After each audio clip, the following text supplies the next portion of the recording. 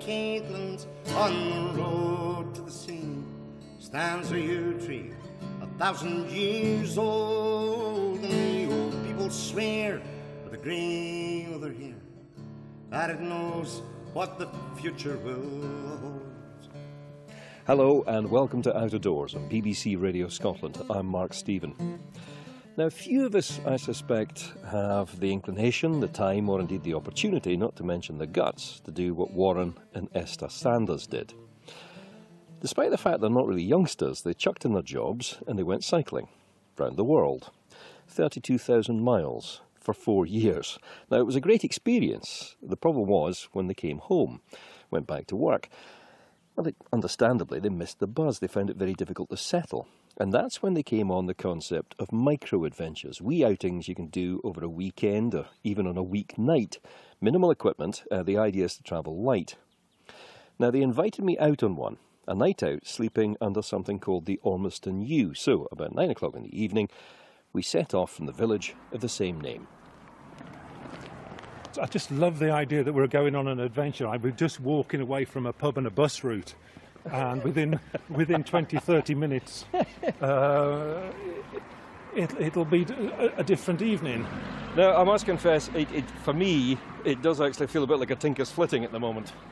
You know, because I've got my old army carry coat under one arm, and I've got everything else in a big carrier bag, which is probably much lighter than your rucksack. It is. We're carrying a lot of water. There's no water where we're going, so is it kilogram per litre? Easy. Easy, yeah. Before we left on our trip, I did a lot of research, and I thought we left with probably some of the best equipment in the world. Yeah. And by year 3, it was old school and almost obsolete, particularly the sleeping systems. The mats that you sleep on now are so wonderful, thick and light and luxurious that they're every bit as good as your bed. Yeah. I mean, I think I've got a reasonably good one, but I wouldn't compare it to my bed. You know? Right. Well, we'll see what you think of the one we'll loan you. Okay. Right. If we do get you round to sleeping on the floor, which we will. The tents have changed as well, haven't they? Tents have changed. I mean, you've got far thinner material that is as strong as the material you had in the past. Yeah. I mean, it's so light now. If you've just got a slight breeze, it's flying away. So, when you're pitching it, you really have to be careful. Yeah. So it's in terms of weight and bulk, it's just fantastic what you get now. Yeah. So it's not an expensive thing to do, and with wild camping, which is an absolute wonder of Scotland and should be cherished. That's a free night. We've just hung what seems like a completely pointless right off the track, up a much smaller track, but you know where you're going, so that's fine. We'll do this time. You do this time, okay. Last time it was dark when we arrived here. Yeah, that would be interesting.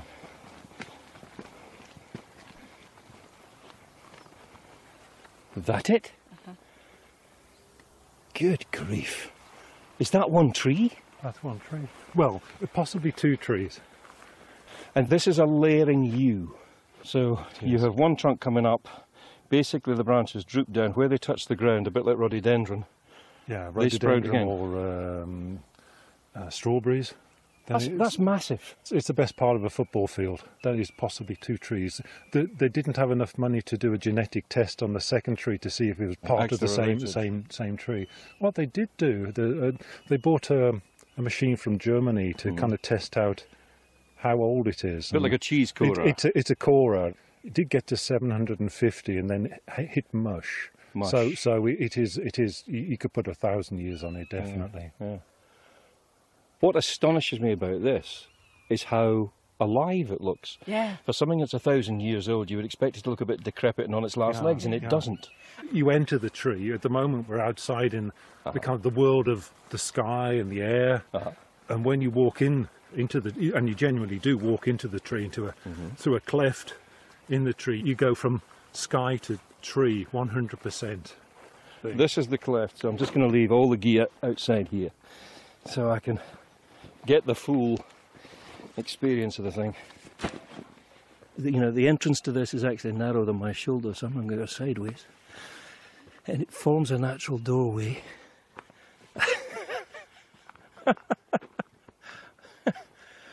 What do you think, Mark?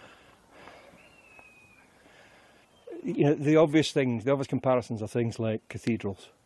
Particularly as they've put these scaffolding, these poles up, big thick poles, in order to hold up some of these branches. But the branches work their way down, and you can see the vitality of this stuff. Here's a branch that's come all the way down. It's thick, it's maybe about 4 or 5 inches in diameter, and it is sprouting from ground level all the way along.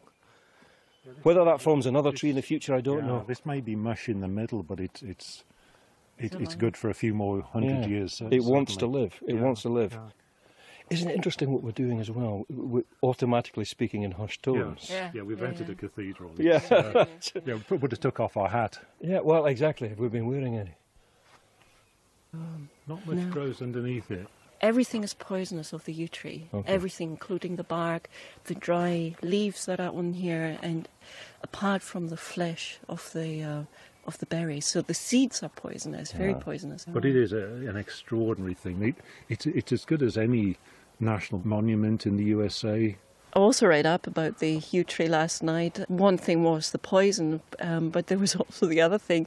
Apparently in hot air, it lets off some gases or pollen or whatever. It's pollen, right, which is causing or can cause hallucinations. Yeah, so it's said that the druids came underneath this thing to get their fix, if you like. Yeah, I think there's a scale of 0 to 10 of how poisonous things are, and part of this plant scored 10. Yeah. You're really selling this as a potential sleeping place, boys. Yeah. No, absolutely.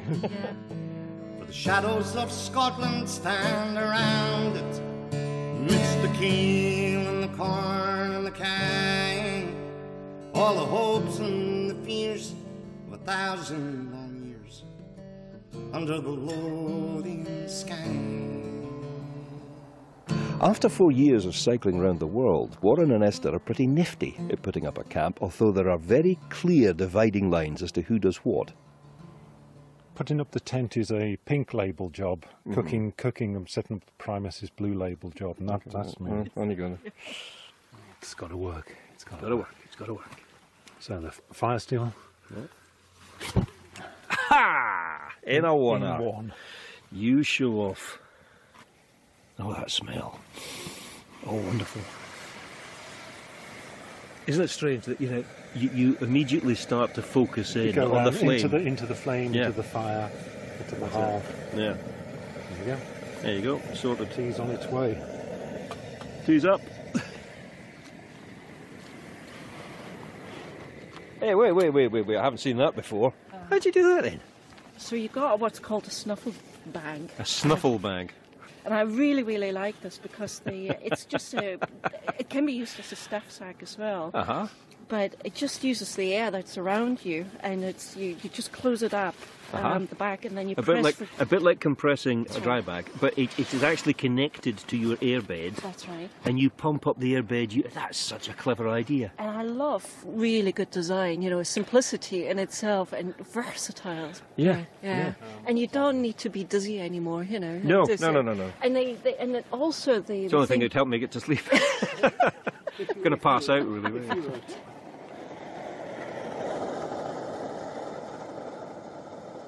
Going back to this big trip, was there a particular driver? Why did you want to do it?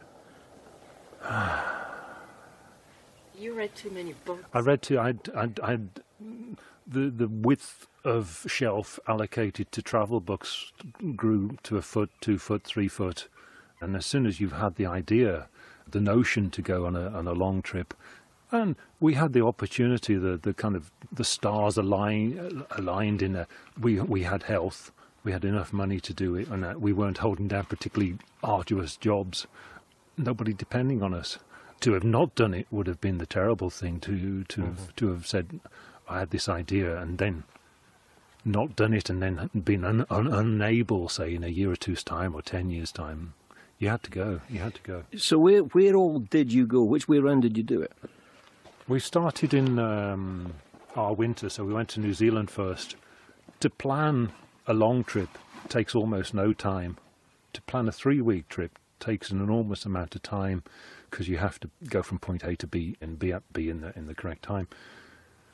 And then we always wanted to go to the USA for cycling, and we kind of worked out that you could fly into LA, cycle up into the Sierras, Cascades, and cycle all the way up to Seattle. And then the main research I did is which way does the wind blow across the USA. And to be honest, nobody knows anymore. We met farmers in Kansas last year. This is in an area where the wind was substantial. We spoke to one farmer. He said some years he said he would put a hay crop on the floor and have to bale it in another person's land. The wind was so much part of what they do. Strangely, in New Zealand, your only reference points are, it looks so much like, well, to me it was the A7 south of Hawick, and every vista was... So you fly 15,000 miles to get the A7 south of Hawick. Yeah, and the flowers are what you've seen in Dobies. Yeah, of course, yeah. What's that you've got now? You keep on hauling stuff out, but I mean, you've got an entire camp set up across there now that came out something the size of a handbag. But what you saw me unpacking early on, those were our sleeping bags, so they're the size of your fist. Again, it's just wonderfully light and but tiny. Again, not really expensive. I don't think in the. Even our trip, we were going on about how people kept on coming up to say, "Are you billionaires?" How much did it cost you in total? About £18,000 per year for the two of us. And also when you sort of look at it in a different way, you know, if you earn £9,000 a year here in the UK, you know, you would be on benefits, you know, for the whole thing. And the other thing was, you know, when we came back and I suddenly had to find myself paying all these bills, which we didn't have. I mean, it has to be said, you know, thanks to a lot of people that helped us. We could sometimes stay in people's houses and... We camped a lot. Yeah, did that as well. Probably 50% of the time we camped and really liked it. So how did people, I mean, you can't know people all the way around the world, so how did people find out about you? How did they invite you into the homes? They just see you and come up to you.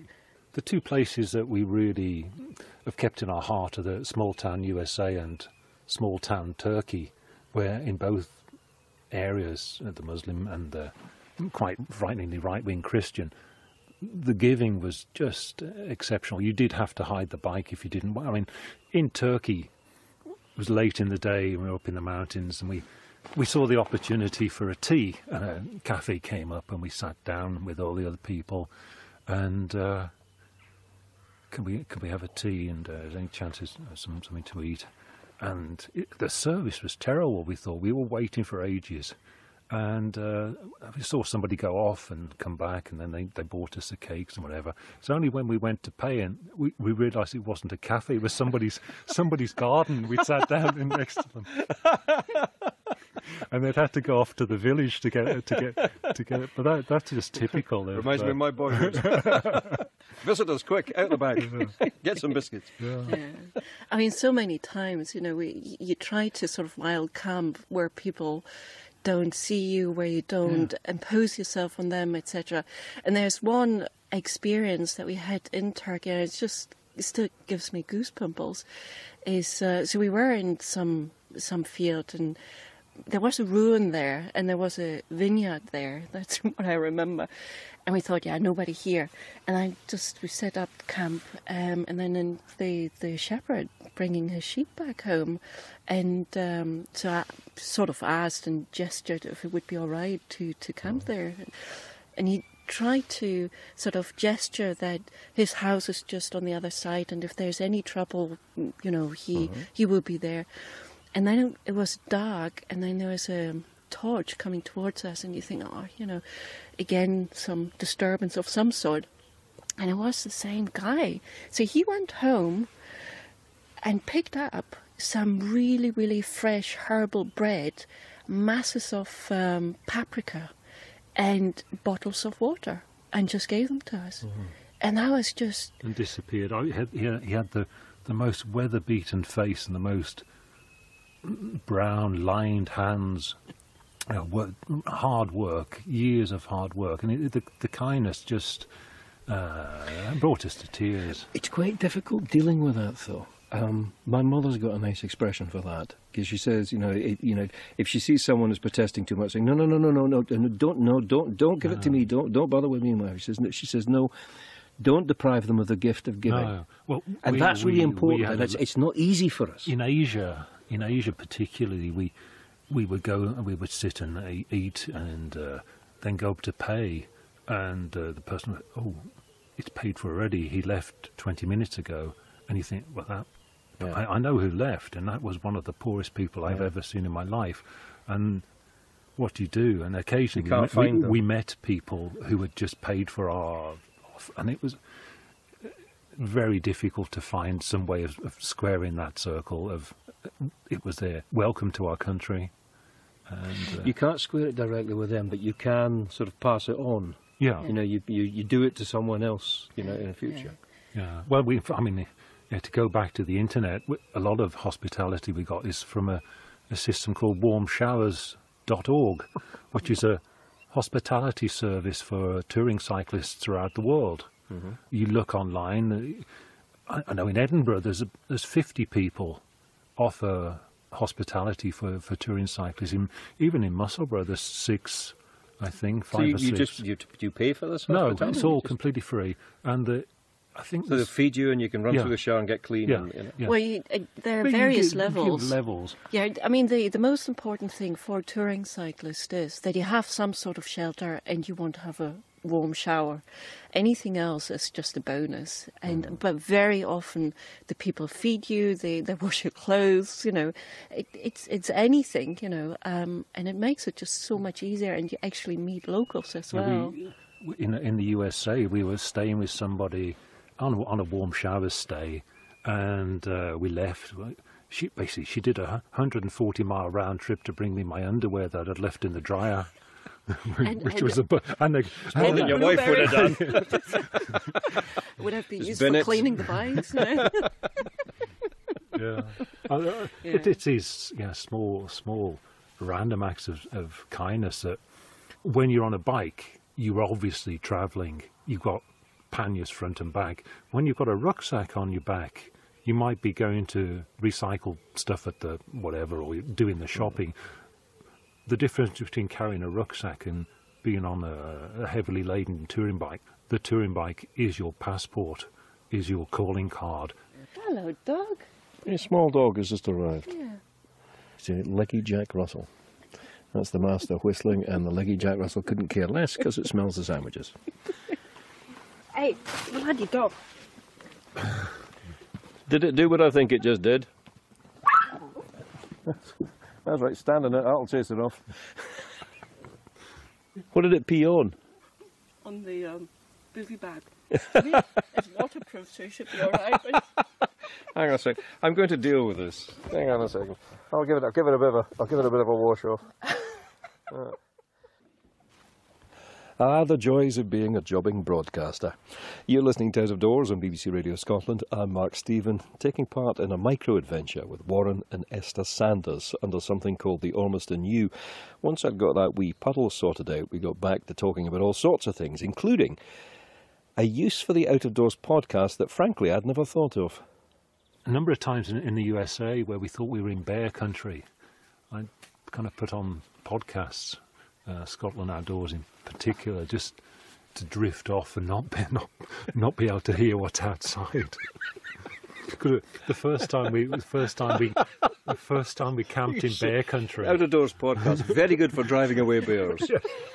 Did you, by any chance, when you were in bear country, buy one of those little bells that you're supposed to put in your rucksack? We had a whistle. Yeah. I bought one of the little bells, and the lassie in the shop said, "Of course, sir, you realise that's just to tell the bears that dinner's ready." Yeah. Yes. You're such a hoot. There's another joke that goes around. It's like, how do you tell that it's bear poop? And it's because it got loads of whistles and bells in it. and it smells of spray, bear spray. But actually, when we were up in specifically the North Cabinet Mountains, which is grizzly, bear territory, people were just dripping with the bear spray, really big cans, and then obviously guns as well. Nothing less than 2 bear sprays and a firearm. So, and the question was, so what do you have, you know, to protect yourself from bears? And the Outdoors podcast. Outdoors podcast and a whistle. Little yellow whistle. Stop there. I put this on for you, you know. And then you will see. Yeah, then you'll be sorry. Yeah.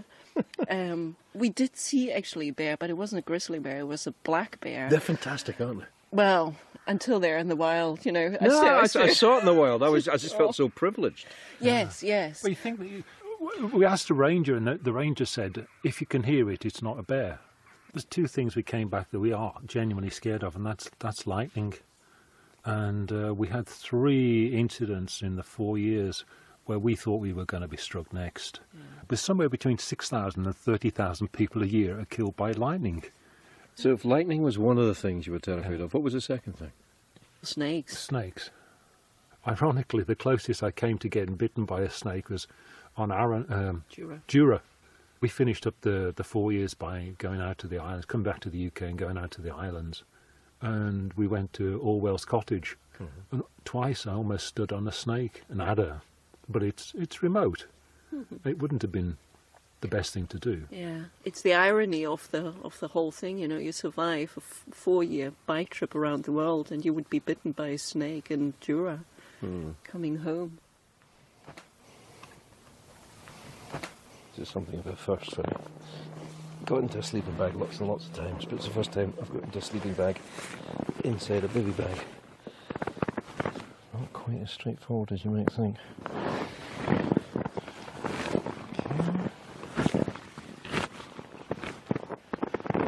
It's just slightly weird, but that's actually not bad. You just kind of kick your way around until it surrenders. Those birds are going to kick off in about 5 minutes, so if you'll excuse me, I'm going to go to sleep. Good night.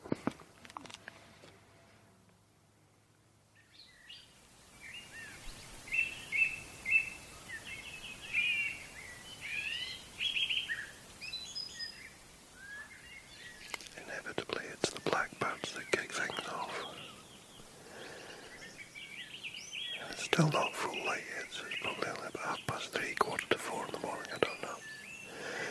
I can see a half moon through the traceria branches off to my right, and at one stage last night I woke up and I was looking up through these tree limbs, and you could see just the odd star peeking through.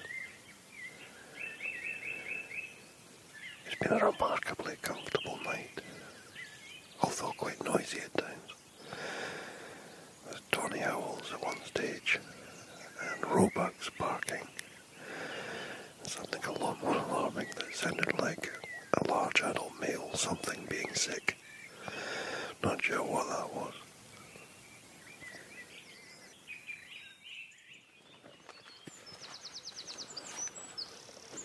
It's 20 to 5 in the morning now, and I've got up, to be honest. The rooks are on the move. They're migrating from left to right across this half moon. And absolutely everything has a voice at this time of the morning. And with quite immaculate timing, the lane that we came down to get towards this tree is opened up. I'm looking straight up it, and there's just, I swear that I'm not making this up, the first keek of the sun coming over the horizon. I was trying to get up without waking Warren and Esther, but to be honest I didn't do a very good job of it.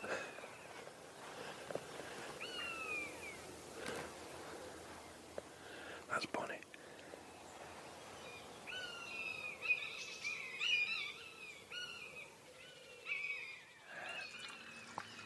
Okay. Tea time again. Excellent. How was your night? I'll give it 5 out of 10. 5 out of 10. Yes. Oh, it was very cold, but snug in the sleeping bag. Just had a horrid headache. horrid headache that wouldn't go away. Did you feel sick by any chance? I felt very sick. I wondered what that noise was. Yes. Yeah. It's probably the poison from the yew tree. Oh, yeah, it crossed my mind, but then I thought You've gone hypochondriac. Two people around me that are not being You're the sensitive one in the group. That's what it is. I'm the canary. Yeah, we'll stick him in first. If he folds, we'll not go in after him. Sorry, I'm just slightly distracted by your sleeping bag. It's a beautiful one. That is a beautiful one, but I mean, it's ridiculous. It's going into a bag which is tiny, absolutely tiny. Yeah. And is it warm? Yeah. Yeah. Yeah. The one that I used for the trip, I mean, you can almost look through it. Uh-huh. It's kind of worn out. Uh-huh. Keep the magic in your marriage with a new see-through sleeping bag.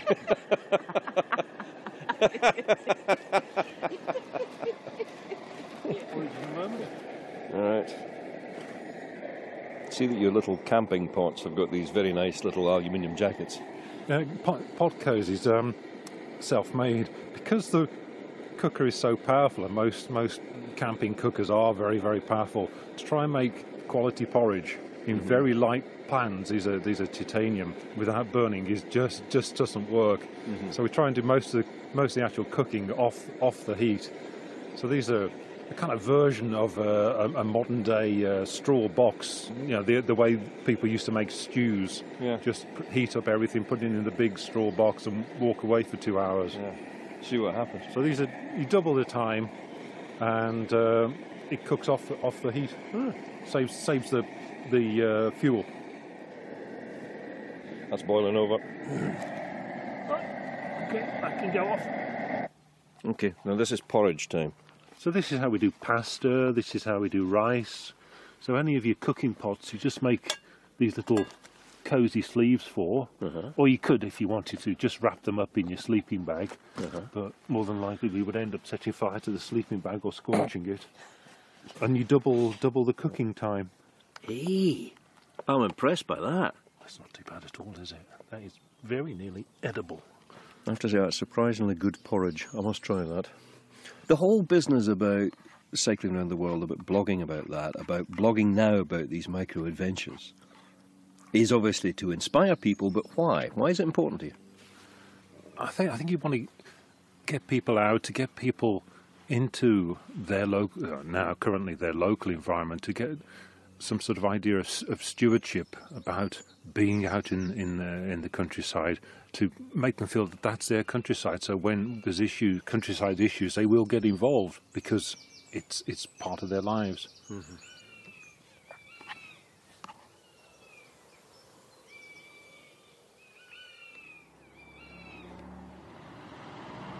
Well, that's us. We've marched the 3 kilometres back from the Ormiston Yew. We're in the square again in Ormiston. That's 5 to 8 in the morning. 5 to 8, and we've already had an adventure. Esther's got to get on a bicycle shortly and go to work. And I will even be in time. You'll be, yeah. Yeah. Is that an unusual occurrence? She starts late. Yes, I'm lucky enough that I start late. But I will cycle to work, so I commute by bike to work. Yeah. My 6 miles, so there will be, obviously with the sun shining today, it will be just really nice. Yeah, we're laughing. Yeah. But that's really the whole point about these micro-adventures. Yeah, you can fit them in. It's a 5 till 9 adventure, or the weekend. There used to be an advert on radio that said you've only got 2 days to live. It's called The Weekend. And we very much go with that. Friday night we're away. Yeah. And this is a midweek adventure. Wonderful. Listen, I've thoroughly enjoyed it. I'll be honest, I had reservations about it, but it was a lot more comfortable, it was a lot more fun, and I've thoroughly enjoyed your company. Thank you both very much for asking me along. Well, thank you for coming. It was a really good laugh. Yeah. Good. Yeah, we put a face to a voice as well. Always a disappointment. Yeah. Warren and Esther Sanders, and if you'd like to read their blog, it's called the Sportswool Diaries. Sports as in the activities, wool as in sheep, and it's all one word, and it's well worth the effort. You're listening to Out of Doors on BBC Radio Scotland. I'm Mark Stephen. Stay with me if you can for the next hour, because I'm going to be up in Orkney looking at the life and work of George Mackay Brown. And that's all after the news at 7 o'clock.